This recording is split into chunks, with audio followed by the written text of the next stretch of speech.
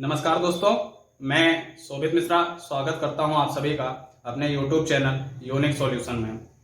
चलिए आज current affair के अंतर्गत चर्चित मुद्दे इजराइल फिलिस्तीन संघर्ष की भी चर्चा कर लेते हैं। और पूरे वीडियो को समझने के लिए आपको वीडियो के अंत तक बना रहना पड़ेगा। और अगर आप चैनल से जुड़े रहना चाहते हैं, आप हमारे चैनल को सब्सक्राइब कर लें और वीडियो अगर आपको पसंद आता है तो आप वीडियो को लाइक और शेयर भी कर दें। तो चलिए प्रारंभ करते हैं। क्या है इजराइल फिलिस्तीन संघर्ष?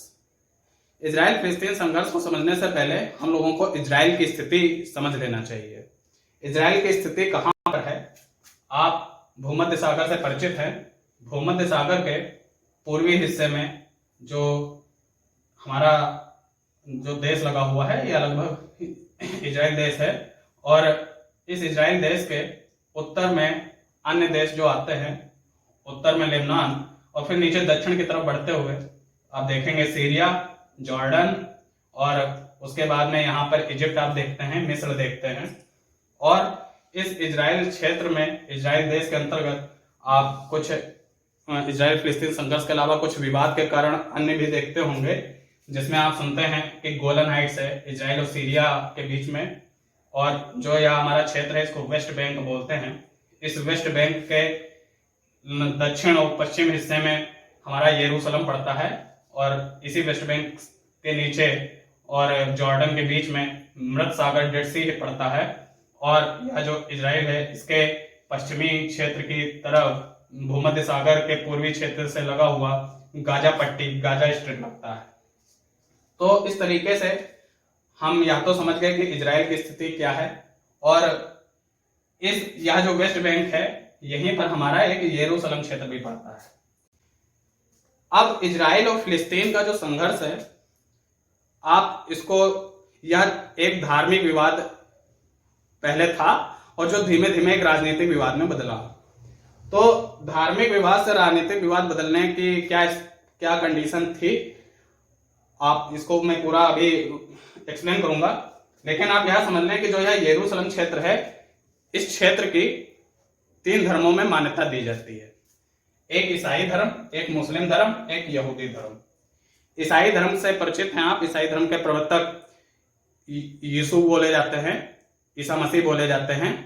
ईसाई धर्म की जो पवित्र जगह या जहां उनका पूजा स्थल होता है उसे आप चर्च कहते हैं, और जो उनकी पवित्र पुस्तक है वह बाइबल है। यहूदियों के प्रवर्तक इब्राहिम को बोला जाता है। यहूदियों की जो पूजा स्थल है सिनेगॉग होती है, और जो उनकी पवित्र ग्रंथ है वह तोराह है।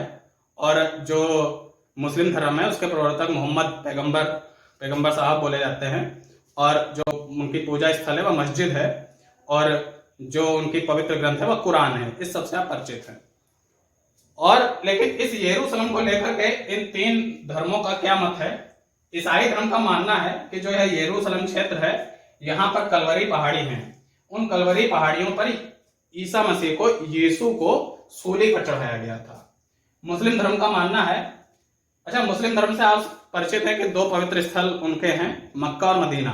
तो मक्का और मदीना के बाद में मुस्लिम जो अपना तीसरा पवित्र स्थल मानते हैं वह इसी यरूशलेम क्षेत्र में स्थित अल अक्सा मस्जिद, नाम याद रखिएगा। और इसी मस्जिद को लेकर के अभी वर्तमान में हालिया आप विवाद सुन रहे होंगे। तो अल अक्सा मस्जिद जो है इनका तीसरा बड़ा धार्मिक स्थल है। और जो यहूदी धर्म है, यहूदी धर्म का मानना है कि उनके धर्म प्रवर्तक जो हैं आइजेक, यहां हम लोग इब्राहिम की बात नहीं कर रहे हैं, दूसरे धर्म प्रवर्तक आइजेक ने यहां कुर्बानी दी थी, और उन्हीं की स्मृति में यहां पर कोटल दीवार का निर्माण किया गया है। तो आप इससे तो परिचित हो गए कि यरूशलेम जो है ईसाई, मुस्लिम और यहूदी धर्म के लिए क्यों पवित्र स्थान है, और क्यों जो है यहाँ पर तीनों धर्म अपना अपना हक दिखाते हैं। लेकिन मुख्यतः जो इजराइल क्षेत्र में आपको संघर्ष की स्थिति देखने को मिलती है वह इजराइल और फिलिस्तीनियों के बीच में मिलती है। आप इनको 2 धर्मों से जोड़कर मान लें। जो इजराइल क्षेत्र है उसमें मुख्यतः यहूदी लोग रहते हैं, और जो फिलिस्तीन क्षेत्र है उसमें मुख्यतः जो है वह मुस्लिम लोग रहते हैं। ऐसा नहीं है कि इजराइल में मुस्लिम रहते नहीं है, लेकिन इजराइल में जो मुस्लिम रहते हैं वहां उनको यहूदियों के बराबर अधिकार नहीं प्राप्त हैं। या आप यह भी कह सकते हैं कि यहूदियों के बराबर उनको सुविधाएं नहीं दी जाती हैं, मान्यताएं नहीं दी जाती हैं। तो क्या हुआ कि आप या तो जान ही गए कि ईसाई, मुस्लिम और यहूदी का यरूशलेम से क्या लेना देना है, लेकिन आप यह जान लें कि यहूदी धर्म विश्व का मात्र एक ऐसा धर्म है जिसे आप कह सकते हैं विश्व में सबसे ज्यादा प्रताड़ित किया गया। यहूदियों से आप इसी बात से परिचित होंगे कि द्वितीय विश्व युद्ध के दौरान जो जर्मनी का हिटलर था उसने बड़ी संख्या में यहूदियों का नरसंहार किया था। और यह भी कह सकते हैं कि यह कहा जाता है कि जो ईसा मसीह हैं, ईसाई धर्म के प्रवर्तक, उनका जो ऐसा कहा जाता है कि जो उनका जन्म हुआ वह यहूदी धर्म में हुआ, लेकिन बाद में ईसाइयों के मन में या धीमे धीमे घर करता गया कि कुछ यहूदी जो है ईसा मसीह को सूली पर चढ़ाना चाहते हैं, और इस तरीके से ईसाइयों के मन में यहूदियों के प्रति इस प्रकार घृणा भावना फैलने लगी। और यह घृणा भावना इस तरीके से फैली कि यहूदी धर्म विश्व का सबसे शोषित संप्रदाय बन गया। तो पूरे विश्व के जो यहूदी थे अपने लिए एक निश्चित जगह ढूंढने लगे कि वो वहां पर जाकर के इकट्ठा हो पाए और अपने लिए संरक्षण कर पाए, अपने आप को बचा पाए। यहूदियों के बारे में आप एक तथ्य और ध्यान रखिएगा कि यहूदी लोगों का दिमाग बहुत अच्छा होता है। ये प्राकृतिक रूप से है, यहूदी लोगों का दिमाग बहुत अच्छा होता है, और जब दिमाग अच्छा होता है तो उस तरीके से धन संपदा इकट्ठा करने में वो लोग बहुत अच्छे होते हैं। इसी तरीके से आप समझ सकते हैं कि आज के समय में इजराइल विश्व में साइबर सुरक्षा के क्षेत्र में बहुत उन्नत अवस्था में है। इजराइल विश्व में है तो छोटा सा देश, आपको यहां पर बहुत बड़ा दिख रहा होगा, लेकिन है यह बहुत छोटा सा देश। लेकिन इस छोटे से देश में एक निश्चित मात्रा में रहने वाली यहूदी आबादी जो है आज पूरे विश्व में जो है एक अपने आप को एक संपन्न देश के रूप में प्रदर्शित करती है। और जो यह यहूदी लोग हैं अपनी उस संपन्नता के कारण जो है क्या कारण है, अपने उन कारणों से किस प्रकार अपनी इस जगह को आज तक बचाकर रखे हैं, चलिए इसको भी समझ लेते हैं। तो आप या तो समझ गए कि यहूदी धर्म जो है वह एक शोषित धर्म लगभग हो गया। तो जो प्रथम विश्व युद्ध आप परिचित हैं, 1914 से लेकर 1918 तक चला। और इस प्रथम विश्व युद्ध में आप यह ध्यान रख लें कि जो यह सीरिया है इसके उत्तरी हिस्से में तुर्की देश वर्तमान में उसकी स्थिति है, लेकिन प्रथम विश्व युद्ध के समय जो है वहां पे तुर्की देश और ये सब अन्य देशों को मिलाकर के ऑटोमन साम्राज्य होता था। और जो तुर्की देश का जो मुखिया होता था वह अपने आप को मुस्लिमों का प्रतिनिधि मानता था, या कह सकते हैं मुस्लिमों का मुखिया मानता था। और जिसे याद होगा, आप लोगों ने पढ़ा होगा, अगर आपने आधुनिक भारत इतिहास पढ़ा है तो खलीफा की पदवी दी जाती थी। खलीफा अपने आप को खलीफा के पद से अपने आप को सुशोभित करता था। तो प्रथम विश्व युद्ध 1914 से 18 तक चला, और उस युद्ध के समय जो था यह पूरा क्षेत्र, उस समय कोई इजराइल देश वास्तव में नहीं था, लेकिन यह जो पूरा क्षेत्र था इसको फिलिस्तीनी क्षेत्र बोला जाता था। मतलब कि इस पूरे क्षेत्र में आपको मुस्लिम ही देखने को मिलते थे। मुस्लिम क्यों? आप यहाँ के जो अन्य देश देखेंगे, आप यहाँ पर सीरिया देखेंगे, आप यहाँ पे जॉर्डन देखेंगे, आप यहाँ पे इजिप्ट देखेंगे, तुर्की देखेंगे, और इधर अरब देश देखेंगे, या सारे देश मुस्लिम देश ही हैं। और उसी के चलते यहाँ पर भी उस समय मुस्लिम आबादी ही हुआ करती थी।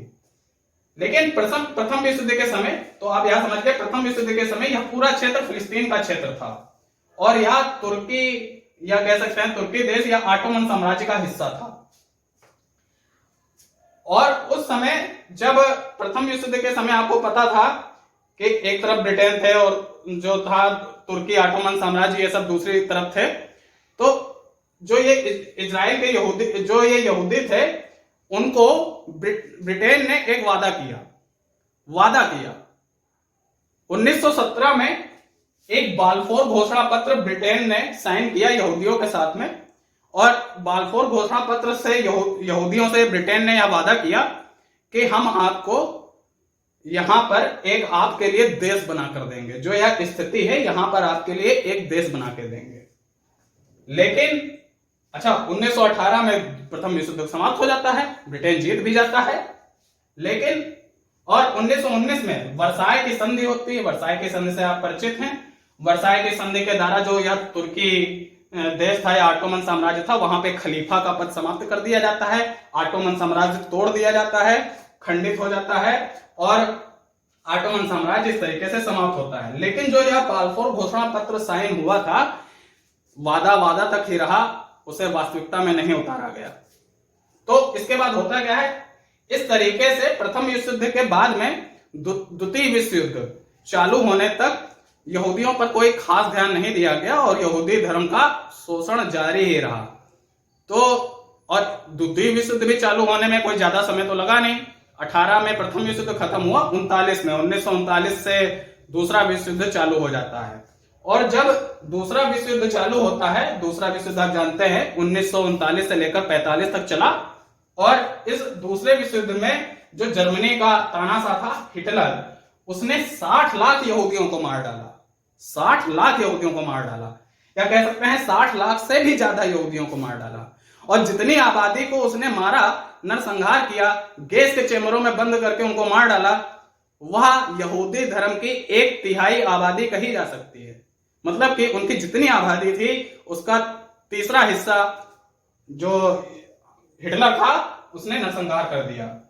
तब पूरे विश्व, अच्छा जब विश्व युद्ध समाप्त हो गया, तो जब विश्व युद्ध समाप्त हो गया तब अब पूरे विश्व में लगभग यहूदी धर्म शोषित था, वह फिर से भाग करके इस क्षेत्र में इकट्ठा हो गया। और जब 1945 में यह विश्व युद्ध समाप्त हो गया, उसके बाद में जब सारे यहूदी इस क्षेत्र में इकट्ठा हो गए, तो जो उनकी यहूदियों के लिए एक देश बनाने की जो इच्छा थी वह और प्रबल हो गई। उन्होंने कहा, ब्रिटेन ने मुझसे तो वादा खिलाफी की है, अब हमको इसको अपना एक देश घोषित ही करना पड़ेगा।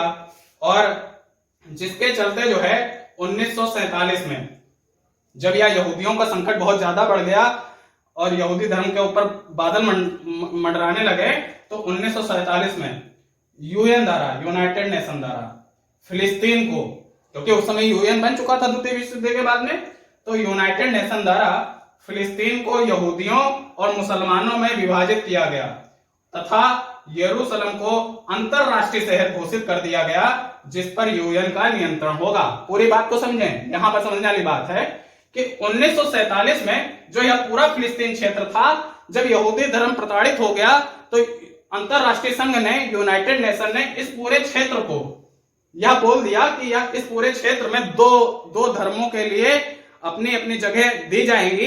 एक जगह यहूदी धर्म के लिए दी जाएगी और दूसरी जगह जो है फिलिस्तीन धर्म के लिए दी जाएगी। तो आप देखेंगे कि यह जो क्षेत्र है, इस क्षेत्र में यहूदी धर्म के लिए जगह दे दी गई, और जो आप यह देखते हैं कि वेस्ट बैंक है, इस क्षेत्र में फिलिस्तीनों के लिए जगह दे दी गई। और यह जो यरूशलेम क्षेत्र है, जो धार्मिक विवाद का मुख्य कारण है, यह यरूशलेम क्षेत्र को अंतरराष्ट्रीय संघ यूनाइटेड नेशन ने यह कह दिया कि इस यरूशलेम क्षेत्र पर किसी भी देश का हक नहीं होगा। यह एक अंतरराष्ट्रीय शहर होगा जिसको यूनाइटेड नेशन, अंतरराष्ट्रीय संघ के द्वारा, यूनाइटेड नेशन के द्वारा यह नियंत्रण में लिया जाएगा। मतलब यह यूनाइटेड नेशन के अंडर में होगा। तो आप इस बात से समझ गए कि 1947 में यूनाइटेड नेशन ने इस पूरे फिलिस्तीन क्षेत्र को 2 भागों में बांट दिया, एक तो इजराइल और दूसरा फिलिस्तीन। अच्छा, इसके बाद में 1947 के बाद में यरूशलेम को जो है यूनाइटेड नेशन के अंडर में रखा गया, अंतरराष्ट्रीय शहर घोषित किया गया। और 1948 में इजराइल देश का गठन हो जाता है। तो यह जो क्षेत्र था जो कि जो यहूदी थे उनको मिला, इस क्षेत्र को यहूदियों ने 1948 में इजराइल कहा। तो इस तरीके से आप देख सकते हैं कि जो इजराइल देश है उसका जन्म विश्व में 1948 में हुआ। जिस तरीके से पाकिस्तान देश का जन्म 14 अगस्त 1947 को हुआ, उसी तरीके से इजराइल देश का जन्म 1948 में हुआ। समझ गया? तो 1948 को जब यह क्षेत्र जो यहूदियों को मिला था, यहूदियों ने इसे इजराइल घोषित कर दिया। और यहूदियों की बहुलता को इस क्षेत्र में देखते हुए यूनाइटेड नेशन ने 1949 में इस देश को मान्यता भी दे दी। यूनाइटेड नेशन ने इस देश को मान्यता भी दे दी। और जो यह क्षेत्र है यरूशलेम, अच्छा इसके बाद की कहानी पहले समझ लें। इसके बाद क्या होता है कि जब 1949 में यूनाइटेड नेशन द्वारा मान्यता यह दी गई, लेकिन यह जो 2 लाइनें आपको लिखी हुई दिख रही हैं कि 1948 में इजराइल देश का गठन और 1949 में यूनाइटेड नेशन द्वारा इजराइल को मान्यता, इन दोनों के बीच में एक घटनाक्रम होता है, आप उसको भी समझ लें। जब इस क्षेत्र को इजराइल देश घोषित कर दिया यहूदियों ने, तो जो पास के जो मुस्लिम देश थे, इधर तुर्की हो गया, सीरिया हो गया, जॉर्डन हो गया, इजिप्ट हो गया, ठीक है, तो ये लीबिया हो गया, ये जो देश थे ये मुस्लिम आबादी के देश हैं वो, और आप अभी भी हैं। आप जानते हैं इधर इस क्षेत्र में जो है आप देखेंगे विश्व के मानचित्र पे, तो इस क्षेत्र में जो है अरब प्रायद्वीप पड़ता है, वहां अरब रहते हैं, मुस्लिम रहते हैं, और यह भी सब देश मुस्लिम हो गए हैं।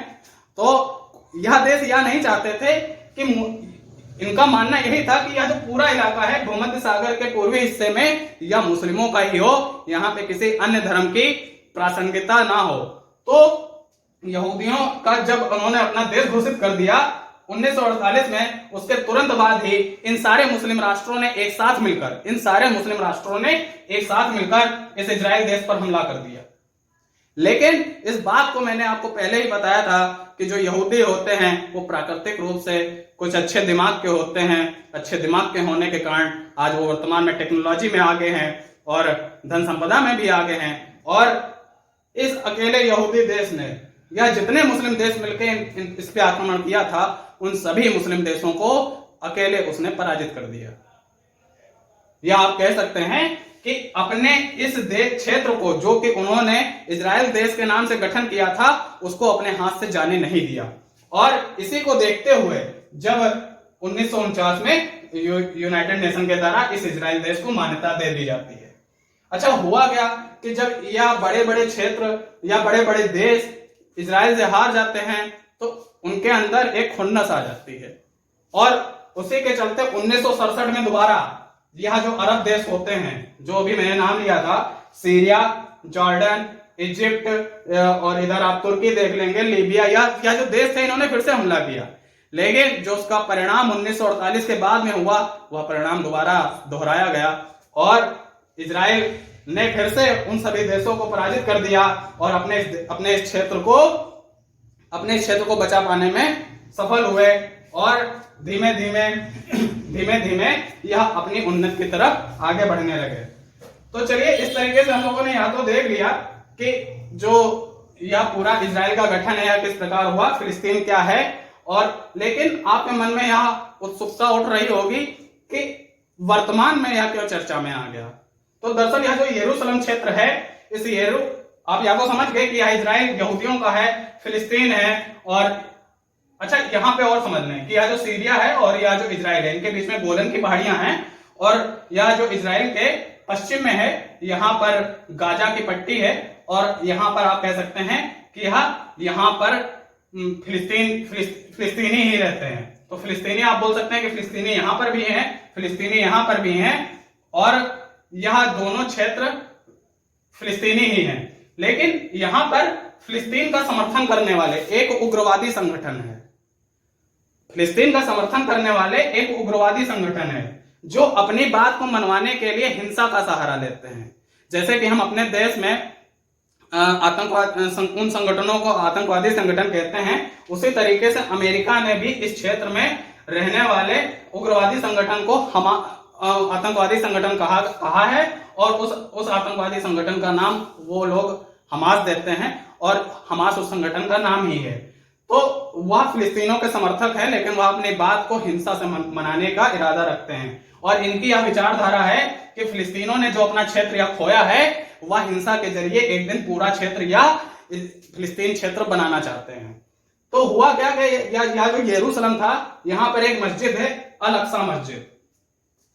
इस अल अक्सा मस्जिद को, अच्छा आप यह भी समझ लें एक चीज है, जब 1967 में अरब देशों का इजराइल के साथ संघर्ष हुआ था, उस स्थिति में जब इजराइल ने उन देशों को हराया, तो यह जो यरूशलेम था, इसके पूर्वी हिस्से पर इजराइल जो था इस क्षेत्र से बढ़कर के यरूशलेम के पूर्वी हिस्से पर कब्जा कर लेता है, और उसी हिस्से में यह अल अक्सा मस्जिद आती है। नाम ध्यान रखिएगा, अल अक्सा मस्जिद। यहां पे मैं लिख देता हूं, यहां पे लिखा हुआ है अल अक्सा मस्जिद। अल अक्सा मस्जिद या उसी यरूशलेम क्षेत्र के अंतर्गत आती है। तो हुआ क्या कि इजराइल की जो सुप्रीम कोर्ट है, वहां की सुप्रीम कोर्ट ने यह आदेश पारित किया कि जो या अल-अक्सा मस्जिद है और जो यरूशलेम का पूर्वी क्षेत्र है, यरूशलेम का पूर्वी क्षेत्र है, उस क्षेत्र को फिलिस्तीनियों से खाली कराया जाए। मतलब कि वहां पे जो रहने वाले मुस्लिम हैं वहां से उसको खाली कराया जाए और वहां पे जो देश के यहूदी हैं उनको बसाया जाए।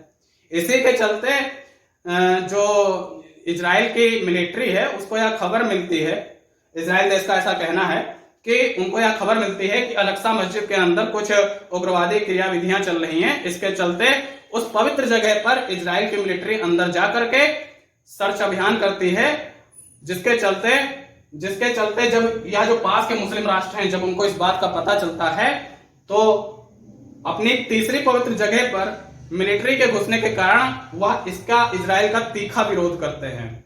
और यह हमास जो अभी आपको मैंने उग्रवादी संगठन बताया था, यह उग्रवादी संगठन आतंकवादी संगठन है, या इस क्षेत्र से यह जो इजराइल देश है इस पर मिसाइल के द्वारा बमबारी करने लगता है। इसके जवाब में इजराइल हमास का उग्रवादी संगठन है उसके ठिकानों को ढोड़ करके वहां पर बमबारी करता है और उनके ठिकानों को नष्ट करता है। इस पूरी प्रक्रिया के दौरान कई मासूमों की जान गई जिनका इस पूरे संबंध से कोई लेना देना नहीं था। और इसी को लेकर के इजराइल और फिलिस्तीन फिर से एक बार चर्चा में रहे।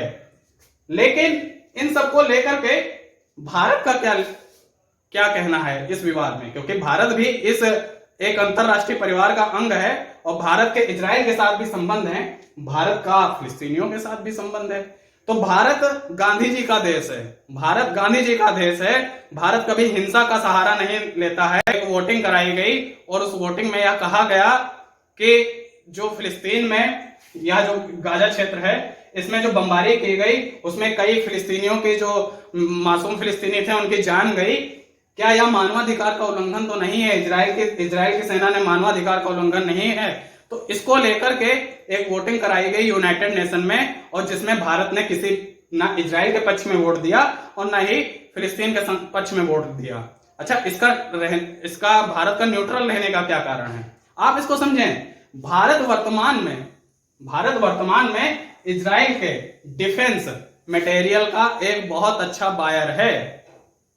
जो सुरक्षा तकनीकें हैं भारत इजराइल से खरीदता है। इजराइल, और क्योंकि आपको बताया ना कि वो लोग टेक्नोलॉजी में बहुत अच्छे हैं, इसके साथ में भारत साइबर सिक्योरिटी के मसले पर इजराइल के साथ समझौता करता है। साइबर सुरक्षा के मामले पर इजराइल से हेल्प लेता है, मदद लेता है। तो आप इस बात को समझ पाए कि भारत के इजराइल के साथ अच्छे संबंध हैं। अच्छा, फिलिस्तीनियों के साथ क्या संबंध हो गए? फिलिस्तीनियों से हमारे कोई ज्यादा खास संबंध नहीं है, लेकिन फिलिस्तीन एक मुस्लिम आबादी देश है और उस मुस्लिम आबादी का समर्थन जो है हमारा सीरिया करता है, जॉर्डन करता है, इजिप्ट करता है, पूरा अरब प्रायद्वीप करता है। और उस अरब प्रायद्वीप में आपको पता है कि हमारे यहाँ पेट्रोलियम यह सब संसाधन हमारे यहाँ नहीं होते। हम जो ज्यादातर जो पेट्रोलियम मंगाते हैं इराक, ईरान, इन क्षेत्रों से मंगाते हैं। तो आप क्या यह सोच सकते हैं कि फिलिस्तीनियों के साथ हम अगर अच्छा संबंध नहीं रखते हैं तो क्या वह देश जो है, अरब के देश जो है, क्या हमको पेट्रोल भेजेंगे? क्या उनके साथ हम व्यापार कर पाएंगे? नहीं कर सकते। तो यह जो संबंध है अंतरराष्ट्रीय संबंध, इनका कहीं ना कहीं भारत से लेना देना है। तो इस तरीके से आप देखते हैं कि भारत के संबंध इजराइल से भी है, भारत के संबंध जो हमारा यह फिलिस्तीन क्षेत्र है इससे भी हैं। तो दोनों संबंधों को मजबूत रखते हुए भारत अभी तक हमेशा लगभग न्यूट्रल ही रहा है।